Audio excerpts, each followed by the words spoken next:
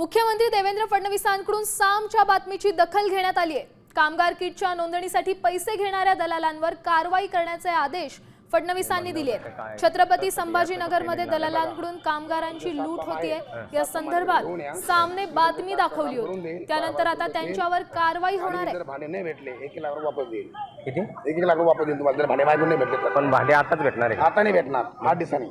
8 दिवसांनी जर नाही भेटले माझा नंबर घ्या, मी आंबेवचा प्रॉपर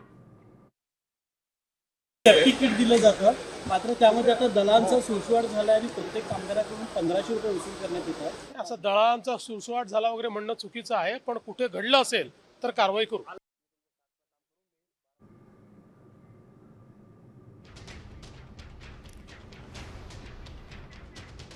मुख्यमंत्री देवेंद्र फडणवीसांकडून सामच्या बातमीची दखल घेण्यात आली आहे। कामगार किटच्या नोंदणीसाठी पैसे घेणाऱ्या दलालांवर कारवाई करण्याचे आदेश फडणवीसांनी दिले आहेत। छत्रपती संभाजीनगरमध्ये दलालांकडून कामगारांची लूट होतीये, या संदर्भात सामने बातमी दाखवली होती। त्यानंतर आता त्यांच्यावर कारवाई होणार आहे। जर भाडे नाही भेटले 1 लाख रुपये वापस देईल।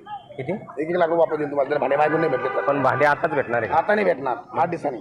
8 दिवसांनी जर नाही भेटले माझा नंबर घ्या, मी आंबेवचा प्रॉपर